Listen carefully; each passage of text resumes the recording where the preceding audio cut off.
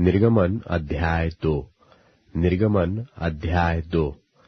Levy के घराने के एक पुरुष ने एक लेवी वंश की स्त्री को ब्याह लिया, और वह स्त्री गर्भवती हुई, और उसके एक पुत्र उत्पन्न हुआ। और यह देखकर कि वह बालक सुंदर है, उसे 3 महीने तक छिपा रखा। और जब वह उसे और छिपा न सकी, तब उसने उसके लिए सरकंडों की एक टोकरी लेकर उस पर चिकनी मिट्टी और राल लगाकर उसमें बालक को रखकर नील नदी के तीर पर कांसों के बीच छोड़ आई। उस बालक की बहन दूर खड़ी रही कि देखे इसका क्या हाल होता है। तब फिरौन की बेटी नहाने के लिए नदी के तीर पर आई। उसकी सखिया नदी के तीर टहलने लगी। तब उसने कांसों के बीच टोकरी को देखकर अपनी दासी को उससे ले आने के लिए भेजा। तब उसने उसे खोलकर देखा कि एक रोता हुआ बालक है। तब उसे तरस आया, और उसने कहा, यह तो किसी इब्री का बालक होगा। तब बालक की बहन ने फिरौन की बेटी से कहा, क्या मैं जाकर इब्री स्त्रियों में से किसी भाई को तेरे पास बुला ले आऊं, जो तेरे लिए बालक को दूध पिलाया करे? फिरौन की बेटी ने कहा, जा। तब लड़की जाकर बालक की माता को बुला ले आई। फिरौन की बेटी ने उससे कहा, तू इस बालक को ले जाकर मेरे लिए दूध पिलाया कर, और मैं तुझे मजदूरी दूंगी। तब वह स्त्री बालक को ले जाकर दूध पिलाने लगी।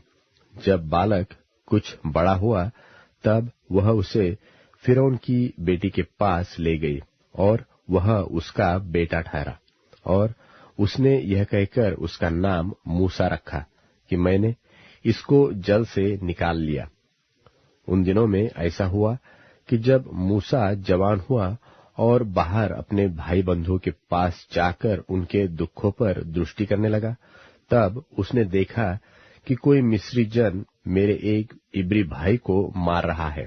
जब उसने इधर उधर देखा कि कोई नहीं है, तब उस मिस्री को मार डाला और बालू में छिपा दिया। फिर दूसरे दिन बाहर जाकर उसने देखा कि 2 इब्री पुरुष आपस में मारपीट कर रहे हैं। उसने अपराधी से कहा, तू अपने भाई को क्यों मारता है?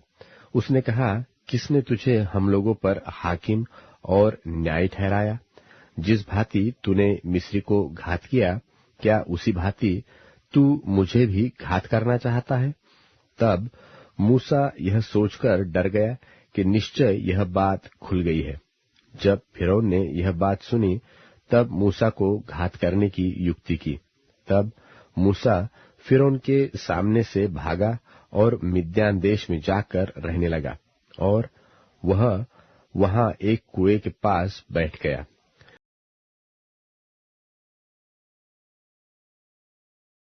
मत्ती रचित सुसमाचार 11वां अध्याय। तब वह उन नगरों को उलाहना देने लगा जिनमें उसने बहुतेरे सामर्थ के काम किए थे, क्योंकि उन्होंने अपना मन नहीं फिराया था। हाय खुराजीन, हाय बेतसैदा, जो सामर्थ के काम तुम में किए गए, यदि वे सूर और सैदा में किए जाते, तो टाट ओढ़कर और राख में बैठकर वे कब के मन फिरा लेते।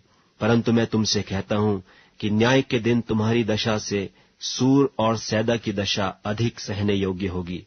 और हे कफरनहूम, क्या तू स्वर्ग तक ऊंचा किया जाएगा? तू तो अधोलोक तक नीचे जाएगा। जो सामर्थ के काम तुझ में किए गए, यदि सदोम में किए जाते, तो वह आज तक बना रहता।